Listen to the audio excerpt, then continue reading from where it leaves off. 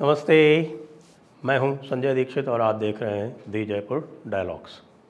पहलवानों के राजनीतिक ड्रामे का एक और बड़ा ज़बरदस्त खुलासा हुआ है।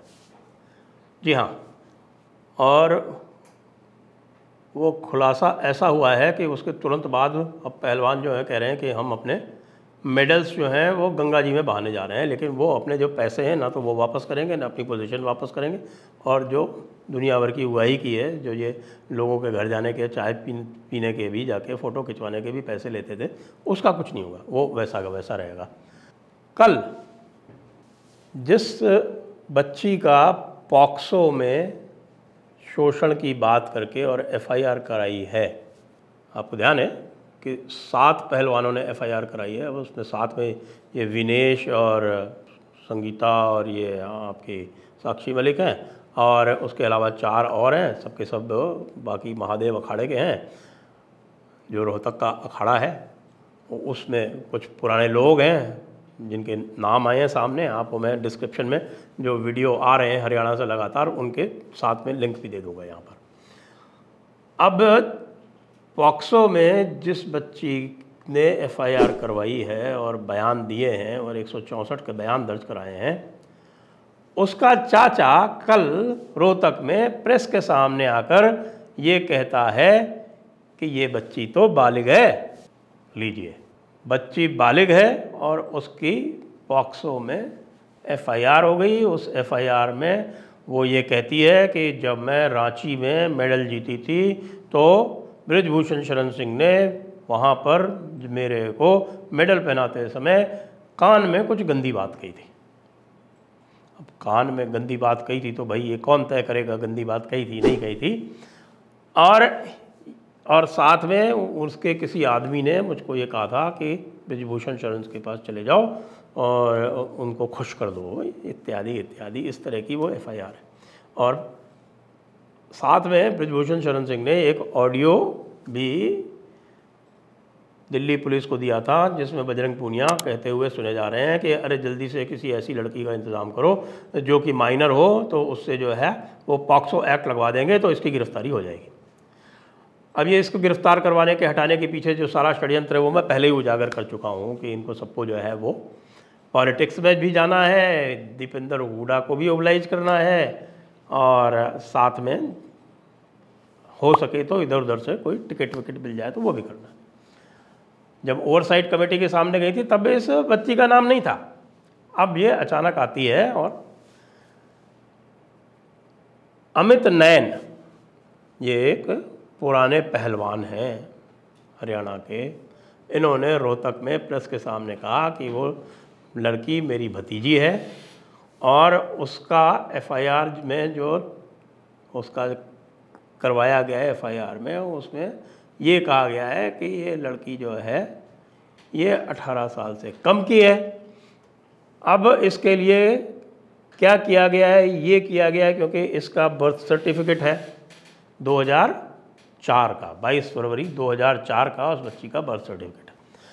अब 22 फरवरी 2004 के हिसाब से और जो घटना बताई जाती है वो पिछले साल रांची नेशनल गेम्स में जो रेसलिंग की प्रतियोगिता हुई थी वो सितंबर 2022 की हुई थी, तो उस समय उस हिसाब से वो 18 साल की हो चुकी थी।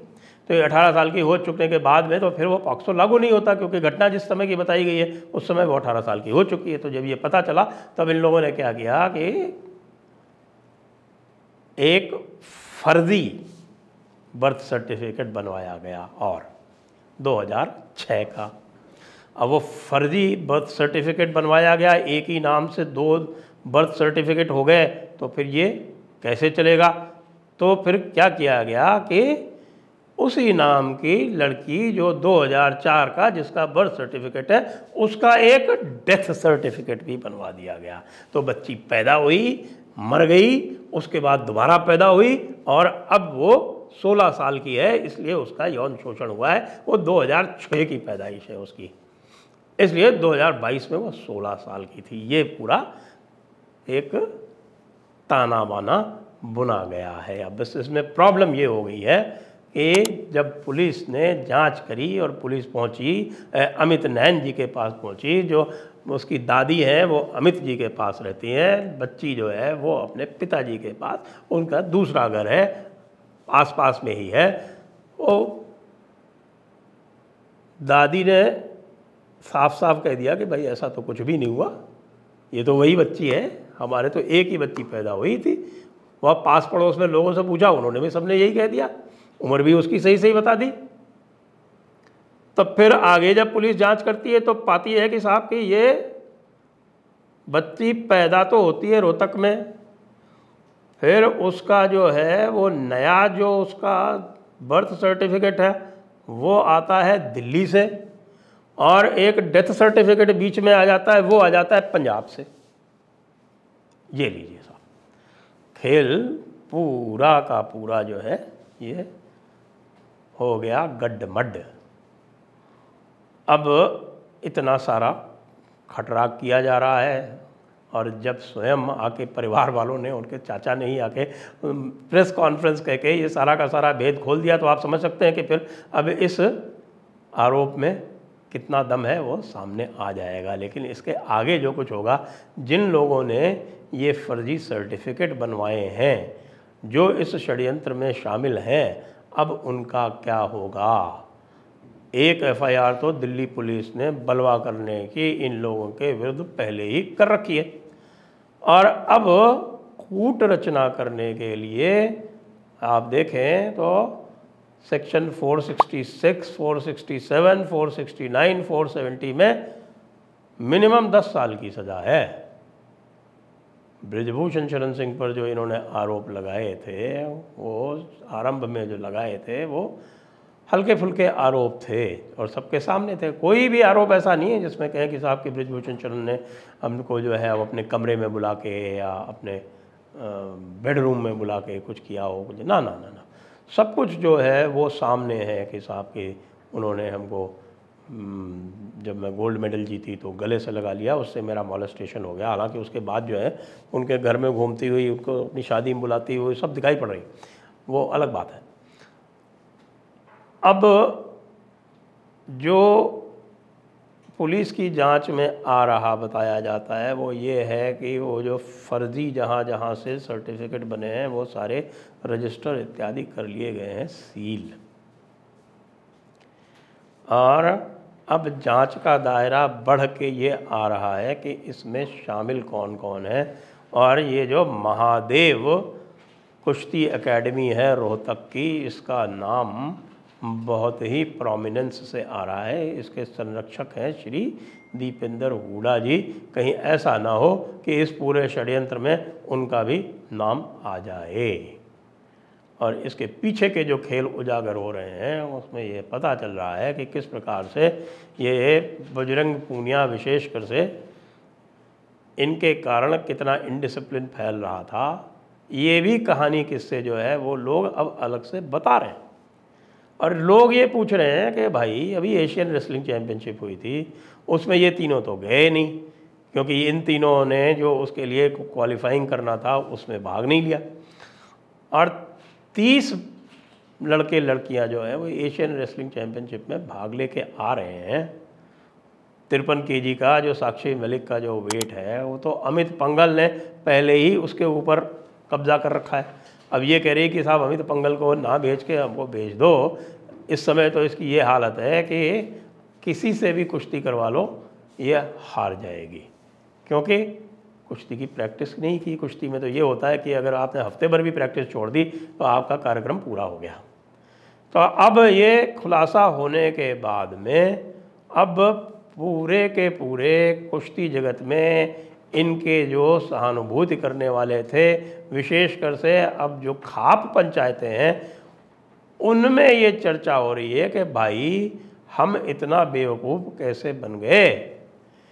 कम से कम परिवार वालों से तो पूछ लिया होता। पता ये चला कि बच्ची को ये कहा गया कि तेरे को नौकरी दिलवा देंगे जब हुड्डा जी की सरकार जो है वो 2024 में हुड्डा जी की सरकार आ जाएगी, और हुड्डा जी की सरकार आ जाएगी तो तेरे को नौकरी दिलवा देंगे। और चाचा जो है वो ये कह रहा है कि भाई नौकरी पाएगी तो अपने दम पे पाएगी, अगर मेडल लाएगी तो नौकरी पाएगी। और मेडल लाना पड़ेगा तो किसी इंटरनेशनल प्रतियोगिता में मेडल लाना पड़ेगा। वो मेडल लाने के लिए दमखम और मेहनत और पूरा जो कोचेस का और फेडरेशन का और उनका सबका सहयोग और उनकी सपोर्ट, ये सब चाहिए। ये सब खेल धंधे करने से तो नौकरी मिलने से नहीं। कैसे नौकरी दे देगा हुड्डा? अगर तू मेडल नहीं जीतेगी तो नौकरी कैसे दे देगा हुड्डा? अब ये जब खुलासा हुआ है तो ये पूरे मामले में एक नया मोड़ आ गया है। पहले से ही लोग कह रहे थे कि भाई इसमें कुछ दाल में काला है। अब तो पता चल रहा है कि पूरी की पूरी दाल ही काली है। इतने दिन से जो इनका पूरा का पूरा खेल चल रहा था कि ब्रजभूषण सिंह को अरेस्ट करो, ब्रजभूषण सिंह को गिरफ्तार करो, ब्रजभूषण सिंह को अंदर करो, इतना अत्याचार हो रहा है। और देखिए हमारी जो है वो महिलाओं को नहीं सुनी जा रही है, हम इतने बड़े खिलाड़ी हैं, हमारी बात नहीं सुनी जा रही है और हमसे प्रूफ मांगा जा रहा है। तो प्रूफ क्यों ना मांगा जाए? जो प्रूफ सबसे बड़ा था उसका तो हाल ये हो गया। अब क्या होगा? पूरा का पूरा खेल जो है वो सबकी समझ में अब आ चुका है। और अब इसमें जो दूसरे जो बड़े खुलासे होंगे उसमें जिन लोगों ने ये पूरा नाटक किया है, जिन लोगों ने ये कहा है जाके, खासतौर से विनेश ने भी 2-4 दिन पहले कहा था कि हमारे खापे जो हैं जो वो ऐसा भी निर्णय ले सकती हैं जिससे देश का नुकसान हो सके। तो भाई तू देश का नुकसान करके दिखा विनेश। अब तो FIR जो होगी वो दूसरी तरह की होगी और 467, 69, 469, 470 IPC देख लियो, हमें पता चल जाएगा कि अब आगे क्या होगा। इसलिए अब ये खुलासा होने के बाद कहीं तनिक लेश मात्र भी संदेह नहीं रहा है कि ये पूरा का पूरा एक षड्यंत्र था, कुछ लोगों के अपने उद्देश्यों की पूर्ति का और कुछ लोगों की राजनीति को पूरा करने का। और भी इसमें जो खुलासे हैं मैं इसमें साथ में आपको लिंक दे दूंगा डिस्क्रिप्शन में, वो भी आप देखेंगे तो और भी स्पष्ट हो जाएगा। जय हिंद, वंदे मातरम।